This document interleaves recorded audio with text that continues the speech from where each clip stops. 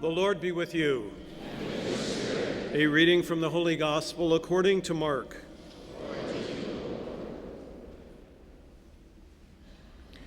Jesus summoned the 12 and began to send them out 2 by 2 and gave them authority over unclean spirits.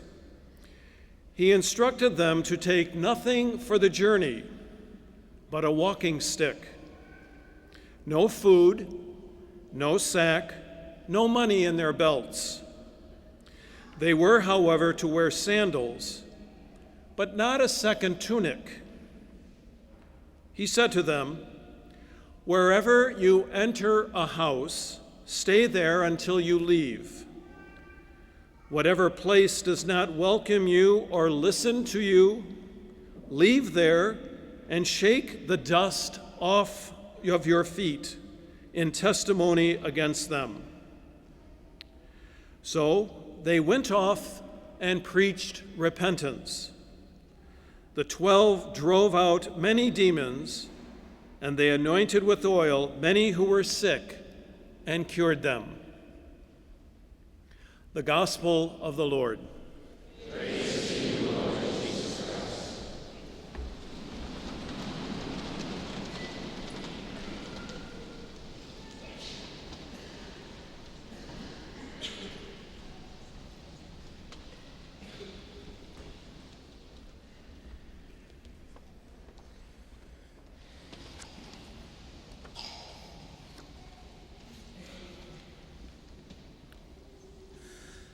The work that I was asked to do when I was assigned to Notre Dame 6 years ago has involved tons and tons of travel, actually too much travel. And so it seems I'm either packing my suitcase or unpacking it, one day one day the other. But traveling so much has allowed me to see how people travel. And as you know, if you don't have a lot of baggage, you can just do carry-on. It's a lot easier to travel with a carry-on than with checked bags. For one thing, you'll bring less with you. For another thing, you don't have to wait for your luggage to arrive when you arrive at the airport you're going to. While others are still waiting for the luggage to come down the carousel, that is, if it arrives, you're already outside waiting for the taxi or getting picked up. Traveling is much easier with less stuff.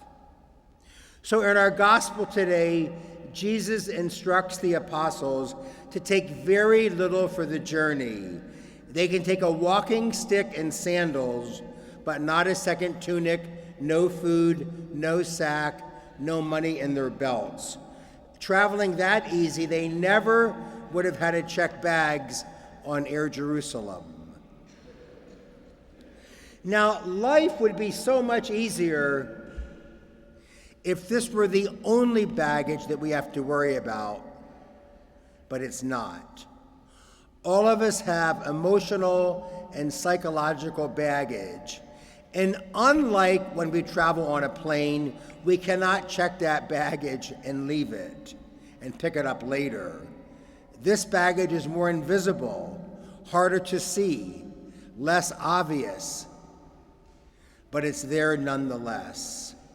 You all know the baggage I'm talking about, of course. Memories that have not yet healed, wounds that still hurt us, anger that does not leave us at peace, biases and prejudices that influence how we act towards others, forgiveness that we have not been able to offer to someone who has hurt us, forgiveness we have not been able to accept from God, who desires nothing more than to forgive us. So this kind of baggage gets in the way of 2 very important things. One is becoming ourselves, and 2 is how we serve and interact with other people. So a word on each one. Thomas Merton writes, "For me to be a saint means for me to be myself. Therefore, the problem of holiness and salvation is in fact the problem of finding out and discovering my true self. The more baggage we carry around, the more difficult it is to find our true self. The less baggage we carry around, the easier it is to find our true self. There is nothing more important than becoming the person that God has created you to be. And in doing this, you become a saint. And the more baggage we carry around, the more difficult it is to minister to and to serve other people. Too much gets in the way. Let me give 2 examples, and I hope these examples will speak to your own life. First example. Okay, I grew up at 120 South 14th Street in Easton, Pennsylvania. So from my home address, you pretty much can know 5 things about me. 1, I grew up in a lower middle class, blue-collar family because in 95% of American cities, the poor people live on the south side of town and the wealthier people live on the north side of town. 2, I live close to the inner city. When you grow up on 14th Street and the city begins on 1st Street, you're pretty close to where the city begins. 3, I don't know a chicken from a hen. You have to grow up at RR number 2 to know a chicken from a hen. 4, I can parallel park, because when you grew up on 14th Street, there are no garages on that street at all.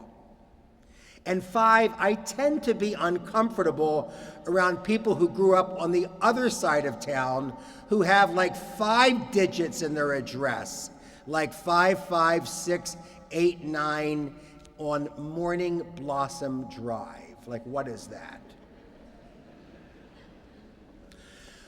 So depending on where you lived when you grew up, you have thoughts and ideas about the people who lived on the other side of town. So to every encounter in my life, I have to bring that baggage, which means I will be slightly uncomfortable around people who grew up in a home with 5 digits as their address, or God forbid 6, with a fancy name street. So just think for a moment of the street you grew up on, and since most cities are organized the way I'm describing, how you would have thought about the people on the other side of the tracks, no matter what side you grew up on. But I tell all of this to you because it's part of the baggage that we carry around. Every time we meet someone from the other side of the tracks, we already have something going on inside of us. But the more we're able to let go of that baggage, the more we'll be able to serve. We might always be more comfortable around people from our side of the tracks, but we are called to serve all people that God sends into our lives. And the only way we can do this is by beginning to let go of that baggage. While it still might be a default, you can work through it. And we carry lots more baggage than the address of the home where we grew up. All of us have been hurt, and all of us have hurt others. If we are unable to accept forgiveness from those who have hurt us, and if we are unable to offer forgiveness to those whom we have hurt, we will not be able to be vulnerable. And if you cannot be vulnerable, you cannot love. We are called to let go of this baggage and to be more like God. Though we offend God repeatedly, He loves us more, not less. Though we offend God repeatedly, He becomes more vulnerable, not less. How we let go of this baggage that makes it difficult for us to become ourselves and to love other people is different for each person. It might require therapy. It might require spiritual direction. It might require close friendship and intimacy with a friend, or a combination of all of those, or something else. But it definitely will require a lot of God's grace. But that's okay because God's grace is free and ever-flowing. So take nothing for the journey, Jesus instructs us. This is great advice from every angle. Easier to travel and to move around, easier to serve others, easier to become ourselves. And one day, when the Lord calls us home, we will see that all of this baggage, all these attachments, all these illusions, whatever they are useless baggage.